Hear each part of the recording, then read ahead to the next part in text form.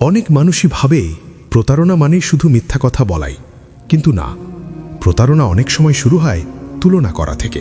একজন মানুষ যখন নিজের ঘরের আলোকে তুচ্ছ ও ছোট মনে করতে শুরু করে আর বাইরের চাকচিক্যকে মূল জীবন ভেবে নেয়, তখনই ভুল করে ধ্বংসের দরজাটি খোলা হয়ে যায়।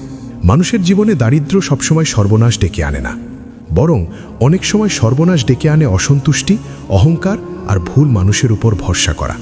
আজ থেকে বহু শতাব্দী আগে বাগদাদের উত্তরে টাইগ্রিস নদীর তীরের এক প্রান্তে ছোট্ট জনপদ আজমিয়া উপত্যকা। শীতের ভোরে হালকা কুয়াশা আর ঠান্ডা বাতাস নেমে আসত নিঃশব্দে, যেন মরুভূমির বুকে কোনো অদৃশ্য ছায়া ভেসে বেড়াচ্ছে।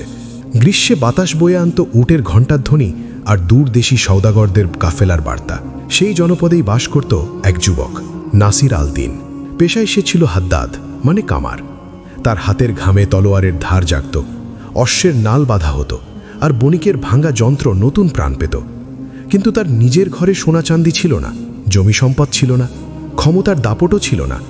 ছিল শুধু একজোড়া পরিশ্রমী হাত, নির্লোভ মন আর স্বভাবের ভিতরে অদ্ভুত এক নীরব সততা। তার স্ত্রী ছিল ফাতিমা খাতুন। নামের মতোই ছিল সুন্দরী। শুধু ফর্সা গায়ের রং নয়, বরং চোখের ভিতরে ছিল তীক্ষ্ণ আগুন, যে আগুন প্রেমও দিতে পারে, আবার ঘরও জ্বালিয়ে দিতে পারে। বিয়ের প্রথম দিকে ফাতিমা নাসির আল দিনকে সম্মান করত, কারণ সে দেখেছিল মানুষটা গরিব হলেও নিচু স্বভাবের নয়, অল্পে চললেও কারো কাছে হাত পাততে শেখেনি। কিন্তু ধীরে ধীরে সেই সম্মানের জায়গাটি দখল করে নিল অসন্তোষ। নাসির আল দিনের ছোট্ট ঘরটা ছিল আজমিয়া উপত্যকার ঢালে, কাদামাটি আর কাঠের দেওয়াল। সামনে এক টুকরো উঠোন, পাশে খেজুরের গাছ। সকালে নাসির লোহা পেটাত, সন্ধ্যায় বাড়ি ফিরত ক্লান্ত শরীরে। তার মা উম্মু সালমা বয়সের ভারে নুয়ে পড়েছিলেন, তাই ফাতিমাকেই ঘর সামলাতে হতো। কিন্তু ফাতিমার মনে এক ধরনের খচখচানি ছিল সবসময়। জনপদের ধনী ঘরের মেয়েদের সে দেখত, কারো হাতে রূপার বালা, কারো কানে ঝুমকা, কারোর জন্য আলাদা দাসী যারা কিনা সকল কাজ কাম করে দেয়। আর সেখানে দিন শেষে তার স্বামী ফিরছে কয়লার দাগ মাখা মুখ নিয়ে। একদিন সন্ধ্যায় নাসির আল দিন ঘরে ঢুকতেই দেখল ফাতিমা খাতুন উঠোনে বসে আছে মুখ গোমড়া করে। নাসির ধীরে বলল, ফাতিমা, আজ বাজার থেকে ভালো দিনার পেয়েছি, ভাবছি এবার তোমার জন্য রেশমের একখানা পোশাক কিনব। ফাতিমা শীতল গলায় বলল, একখানা পোশাক দিয়ে কি জীবন বদলায়? নাসির থমকে গেল। জীবন বদলাতে সময় লাগে, নাসির বলল। আমি তো চেষ্টা করছি। ফাতিমা তীক্ষ্ণ চোখে তাকালো। চেষ্টা? কতদিন ধরে এই কথা শুনছি। চেষ্টা দিয়ে সবার ঘরে শুধু রুটিই আসে। চেষ্টা দিয়ে কি মেয়েদের গলায় সোনার উপর হার পরানো যায়? নাসির চুপ করে রইল। সে জানত উত্তর দিলেই এই আগুন আরও বাড়বে, কিন্তু ফাতিমা থামল না। সে বলল, আমি কি স্বপ্ন দেখার অধিকার রাখি না? আমি কি সারা জীবন ধোয়ার ঘরে টুকরো টুকরো আশা নিয়েই এই জীবন পার করব? নাসির শুধু বলল, অভাব লজ্জার নয়, হারাম পথে স্বস্তি খোঁজা লজ্জার। ফাতিমা মুচকি হেসে উঠল। সে হাসিতে প্রেম ছিল না, ছিল ব্যঙ্গ। যার থলিতে কিছু নেই সে আবার সবচেয়ে বেশি মর্যাদার কথা বলে। সেই রাতেই নাসির প্রথম বুঝল যে তার ঘরে অভাব তো আগেই ছিল, কিন্তু এবার অবিশ্বাসও ঢুকছে। কয়েক সপ্তাহ পর আজমিয়া উপত্যকায় এলো এক বড় কাফেলা। পূর্ব দিক থেকে আসার রেশম, আতর, নীল পাথর, দামি কাপড়, শুষ্ক ফল সব নিয়ে এসেছিল তারা। কাফেলার নেতা ছিল এক চতুর, ধনী আরবিভাষী ব্যবসায়ী আবু আল কাসিম। আবু আল কাসিমের পোশাক ছিল দামি রেশমের, আঙুলে পাথর বসানো আংটি, কথায় অদ্ভুত এক মায়া। সে খুব দ্রুত বুঝে ফেলল এই জনপদে কাকে কিভাবে প্রভাবিত করতে হয়। একদিন ফাতিমা শস্য কিনতে গিয়েছিল। সেখানেই প্রথম আবু আল কাসিম তাকে দেখে। সে এমনভাবে তাকালো যেন বহুদিনের পরিচিত কাউকে চিনে ফেলেছে। সে বলল, খাতুন, আপনার এই উপত্যকায় সবাই কি আপনার মতোই সুন্দরী, নাকি আজকে নীল আকাশটার জন্য আপনাকে আরও সুন্দর লাগছে? ফাতিমা চমকে তাকালো। এর আগে এভাবে কেউ তার সঙ্গে কথা বলেনি। সে সংযত থাকার চেষ্টা করে বলল, অপরিচিত পুরুষের মুখে মধুর কথা বেশি মানায় না। আবু আল কাসিম বিনয়ের হাসি দিল। সত্য কথা যদি মধুর হয়ে যায় তাতে আমার দোষ কি? ফাতিমা কিছু বলল না, কিন্তু চলে যাওয়ার পরও কথাটা তার কানে বাজতে থাকল। তারপর থেকে আবু আল কাসিম সুযোগ পেলেই তাকে দেখত। কখনো দূর থেকে মাথা নেড়ে সালাম, কখনো বাজারে অযথা মূল্য কমিয়ে দেওয়া, কখনো কাফেলার নারীদের দিয়ে ছোট উপহার পাঠানো। ভুলেও নেবেন না, এটা তো শুধু অতিথেয়তা। ফাতিমা প্রথমে নিতে চাইল না, তারপর একদিন নিল, তারপর আরেক দিন। তারপর সে বুঝল সে আসলে শুধু উপহার নিচ্ছে না, নিজের ভেতরের প্রতিরোধও নামিয়ে রাখছে। যে ঘরে আগে শুধু অভাব ছিল, সেখানে এখন তুলনার বিষ ঢোকানো হলো। নাসির দিনভর কাজ করে রাতে ঘরে ফিরত আর ফাতিমাকে অদৃশ্যভাবে মাপত। এই মানুষটা আর আবু আল কাসিমের মধ্যে পার্থক্য কত। একদিন ফাতিমা বলল, আজ আবু আল কাসিমের তাঁবু দেখেছি, ওদের একদিনের খাবার খরচে আমাদের ঘর 3 মাস দিব্যি চলে যাবে। নাসির ধীরে উত্তর দিল, ধনীদের দিকে তাকিয়ে যদি মানুষ নিজের রিজিককে ঘৃণা করে তবে শান্তি আর থাকে না। ফাতিমা এবার সরাসরি আঘাত করল, শান্তি? তুমি কি জানো শান্তি কাকে বলে? যে মেয়ের শরীরে ছেঁড়া পোশাক, যার কাছে আগামী দিনেরও ভয়, তার মুখে শান্তির কথা ভালো শোনায় না। নাসির ক্লান্ত চোখে তাকিয়ে বলল, তুমি কি আমাকে দোষ দিচ্ছ না আমার ভাগ্যকে? ফাতিমা জবাব দিল, আমি দোষ দিচ্ছি আমার জীবনকে, আমার পোড়া নাসিবকে। এই কথাটা নাসিরের বুক বিদীর্ণ করে দিল, কারণ একজন পুরুষের জন্য সবচেয়ে বড় কষ্ট তখনই যখন তার স্ত্রী তাকে নয়, তার সঙ্গে কাটানো জীবনকেই ঘৃণা করে, অপমান করে। আবু আল কাসিম ছিল ধৈর্যশীল ও চতুর শিকারী। সে জানত সরাসরি কিছু করলে তাতে সন্দেহ হবে, তাই সে ফাতিমার মনে আগে স্বপ্ন ঢোকালো, তোমার মতো একজন সুন্দরী নারী এই ছোট জনপদে, এটা মানা খুব কষ্টকর। তুমি চাইলে বাগদাদের বড় অন্দর মহলে থাকতে পারতে। জীবন শুধু টিকে থাকার নাম নয়, জীবন হলো উপভোগ করার একটা স্থান। এই কথাগুলো ফাতিমার আহত অহংকারে মলমের মতো লাগলো। সে ভাবতে শুরু করল, নাসির তাকে ভালো হতে বাধ্য করছে, আর আবু আল কাসিম তাকে প্রাপ্য জীবনের কথা মনে করিয়ে দিচ্ছে। এক সন্ধ্যায় আবু আল কাসিম গোপনে তাকে বলল, আমি কয়েকদিনের মধ্যে এখান থেকে চলে যাব, তুমি চাইলে আমার সঙ্গে যেতে পারো। আমি তোমাকে এমন জীবন দেব যেখানে তোমাকে আর কষ্ট করে জীবন কাটাতে হবে না। ফাতিমার গলা শুকিয়ে গেল, একটু কেশে বলল, কিন্তু আমি তো বিবাহিতা। আবু আল কাসিম ফিসফিস করে বলল, কাগজের বাঁধ আর হৃদয়ের বন্ধন এক জিনিস নয়। এই কথাটাই ছিল বিষ, কিন্তু সেই বিষ তখন ফাতিমার কাছে মুক্তির মতো লাগল। সেই রাত ছিল খুব ঠান্ডা, পাহাড়ি বাতাসে দরজার ফাঁক কেঁপে উঠছিল। নাসির আগুনের পাশে বসে ভাঙা নাল সারাচ্ছিল। ফাতিমা অস্বাভাবিক নীরব। হঠাৎ সে বলল, নাসির, আমি এভাবে আর বাঁচতে পারবো না। নাসির মুখ তুলল, কি বলতে চাইছো? আমি এই ঘর ছেড়ে চলে যেতে চাই। এক মুহূর্তের জন্য আগুনের শব্দও যেন থেমে গেল, চারদিক যেন নিঃশব্দ হয়ে গেল। নাসির ধীরে বলল, কার সঙ্গে চলে যেতে চাও? ফাতিমা চুপ করে রইল। এই নীরবতাই ছিল উত্তর। নাসিরের আঙুলে ধরা লোহার টুকরো মাটিতে পড়ে গেল। সে অনেকক্ষণ কিছু বলল না, তারপর শুধু জিজ্ঞেস করল, সে কি তোমাকে সম্পদ দেবে? ফাতিমা মাথা উঁচু করে বলল, হ্যাঁ। সম্মান দেবে? হ্যাঁ। আর স্থিরতা? ফাতিমা এবার একটু থামল, তারপর বলল, তোমার চেয়ে ভালো জীবন দেবে, তোমার মতো গরিবিতে তো রাখবে না। এই একটা বাক্য একজন স্বামীকে শেষ করে দেওয়ার জন্য যথেষ্ট। নাসির চোখ নামিয়ে বলল, তুমি কি কখনো আমাকে ভালোবেসেছিলে? ফাতিমা দীর্ঘশ্বাস ফেলে বলল, হয়তো ভেবেছিলাম ভালোবাসি, কিন্তু দারিদ্র মানুষকে চোখ খুলে দেয়। নাসিরের ঠোঁট কাঁপল। সে চিৎকার করল না, কোনো রাগ দেখালো না, অভিশাপ দিল না, শুধু বলল, ঠিক আছে, যাও, কিন্তু মনে রেখো, যে ঘরকে অবহেলা করে মানুষ বের হয়, সেই ঘরে ফিরে আসার মুখ সবার থাকে না। ফাতিমা সেদিন রাতেই চলে গেল, সওদাগরের সেই কাফেলায় আবু আল কাসিমের সাথে। পিছনে রেখে গেল একটি মাটির ঘর, একটি বৃদ্ধা শাশুড়ির কান্না, আর একজন পুরুষের নীরব হৃদয় ভাঙন। প্রথম কয়েক সপ্তাহ ফাতিমার মনে হলো সে ঠিক সিদ্ধান্তই নিয়েছে। কাফেলার ভালো খাবার, উন্নত কাপড়, উজ্জ্বল তাঁবু, দামি সুগন্ধি সব ছিল। আবু আল কাসিমকে সে চাঁদ, দুর্লভ রত্ন, ভাগ্যের উপহার এসব বলে ডাকত। কিন্তু মানুষকে চেনা যায় আরামের দিনে নয়, ক্ষমতার জায়গায় গিয়ে। কিছুদিন পর ফাতিমা দেখতে পেল আবু আল কাসিম শুধু মিষ্টি কথার অধিকারী নয়, হিসেবিও। সে কারো কথা মনে রাখে না যদি তার স্বার্থে না লাগে।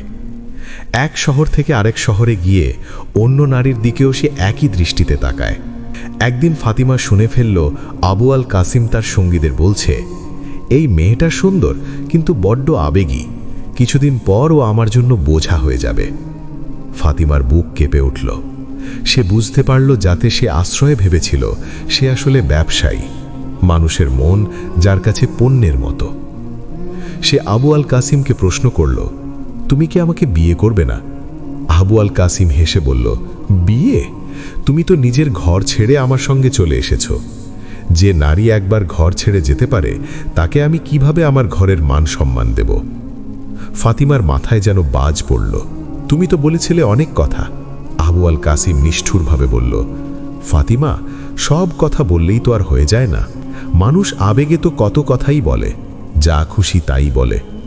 সেদিনই ফাতিমা বুঝল সে স্বামীর দরিদ্র ঘর ছাড়েনি, সে আসলে নিজের সম্মানটাই বিকিয়ে দিয়েছে। এরপর শুরু হলো অপমানের দিন। আবু আল কাসিম তাকে আর আগের মতো মূল্য দিত না। কাফেলার নারীরাও তাকে আড়ালে বিদ্রূপ করত। কেউ বলতো, বোকা মেয়ে একটা, নিজের স্বামী সংসার এভাবে ছেড়ে আসে কেউ, লোভী নারী। কেউ আবার বলতো, অন্যের বিশ্বাস ভেঙে যে আসে সে কারোর আপন হয় না, বিশ্বাসঘাতকই থাকে।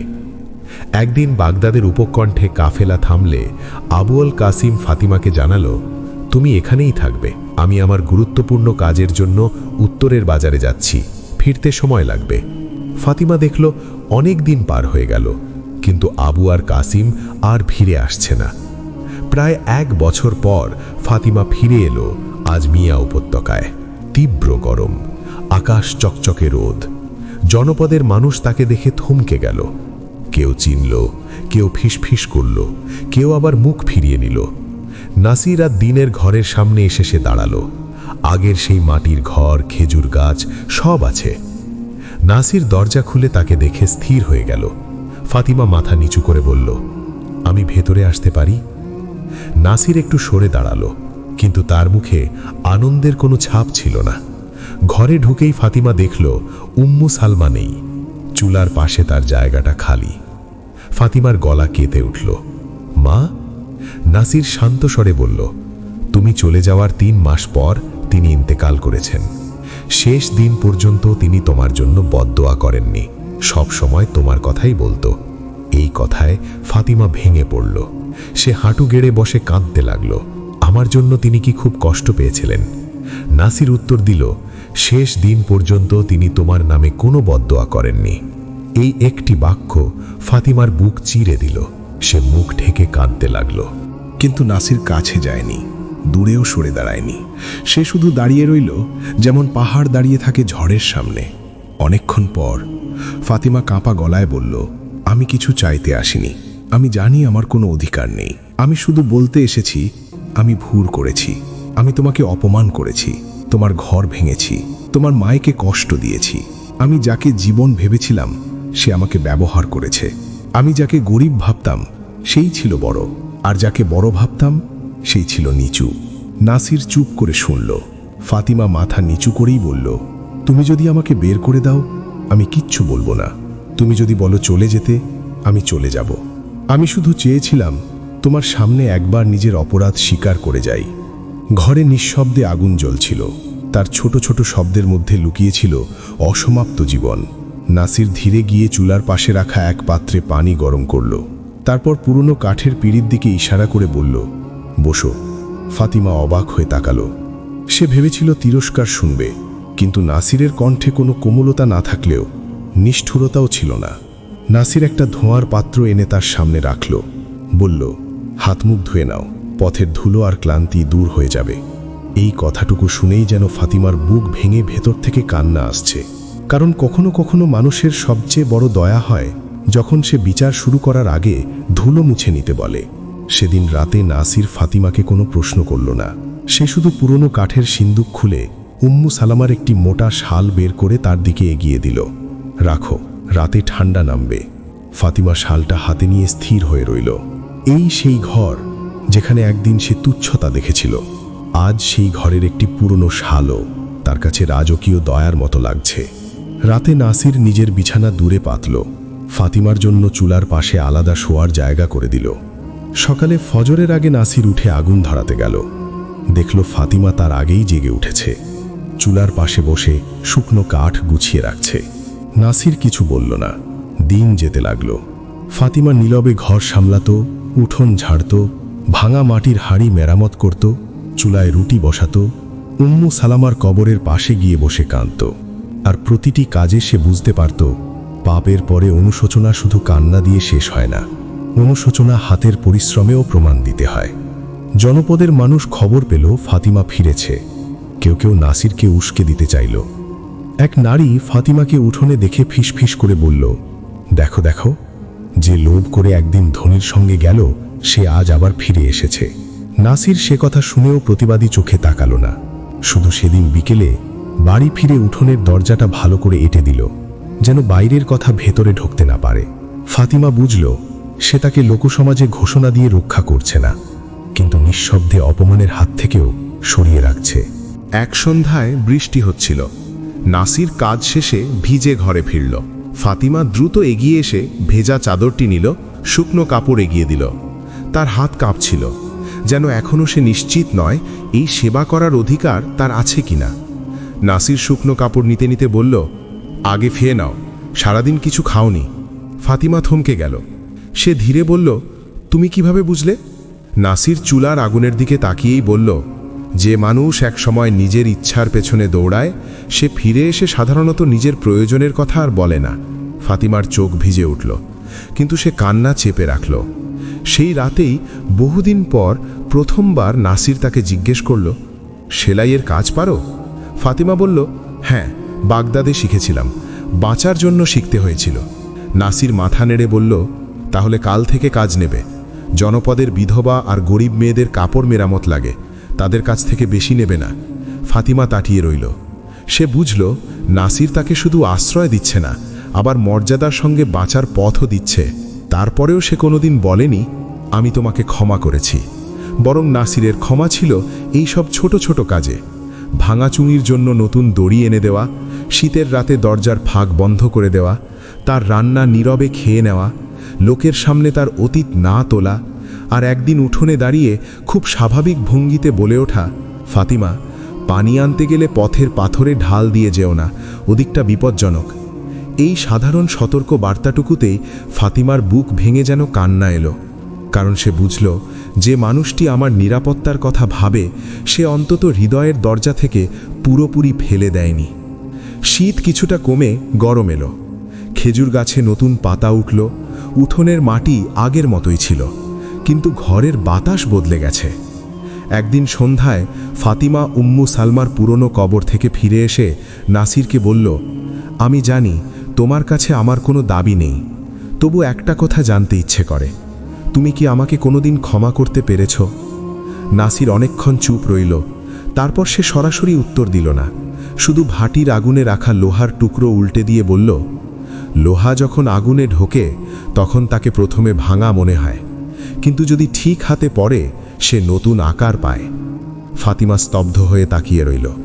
এবার নাসির তার দিকে না তাকিয়েই বলল, সব দাগ মুছে যায় না, কিন্তু সব দাগ নিয়ে মানুষ বাঁচতে শেখে। আমি তোমাকে ক্ষমা করেছি এ কথা সে বলল না। তবু ফাতিমা বুঝল, যদি ক্ষমা না থাকত তবে এই ঘরে তার জন্য আশ্রয় থাকত না, এই ঘরে তার নামে পানি গরম হতো না, এই ঘরে তার ভুল প্রতিদিন শাস্তি হয়ে ফিরে আসত। কিন্তু তা হয়নি।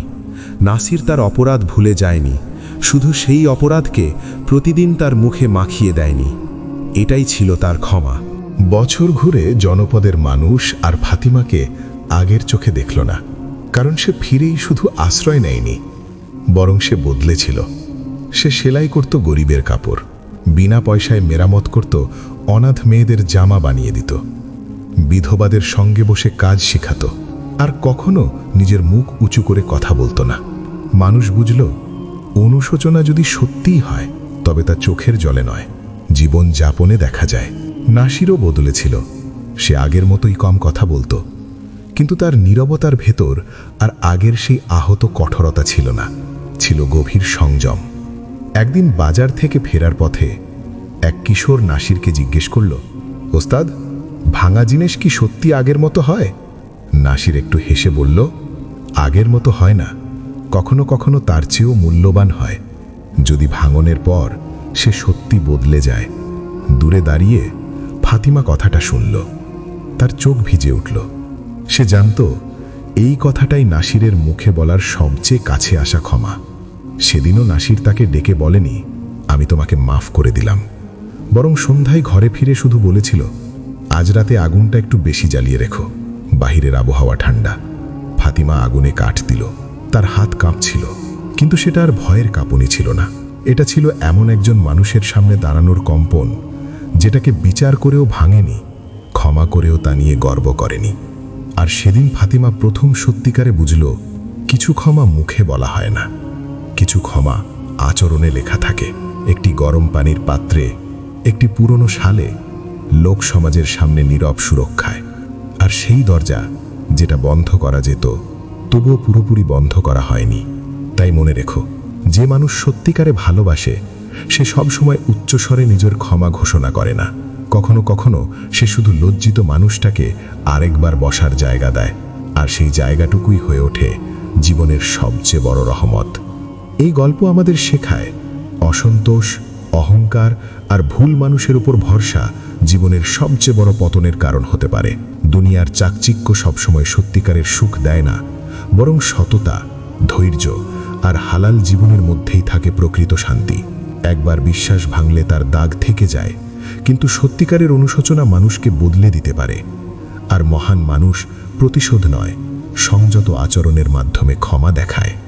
আর যে ক্ষমা সত্যিকারের, তা শব্দে নয়, আচরণে প্রকাশ পায়।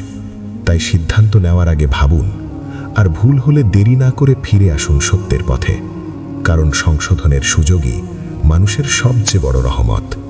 প্রিয় দর্শক বন্ধু, আপনি আমাদের ভিডিও কোন দেশ ও জেলা থেকে দেখছেন এবং এই গল্পটি আপনার কেমন লাগলো, অবশ্যই কমেন্টে আপনার মতামত প্রকাশ করতে ভুলবেন না এবং আমাদের চ্যানেলটি সাবস্ক্রাইব করতে ভুলবেন না। আর পরের গল্প পর্যন্ত আমাদের সাথেই থাকুন। আল্লাহ হাফেজ। আসসালামু আলাইকুম ওয়া রাহমাতুল্লাহি ওয়া বারাকাতুহু।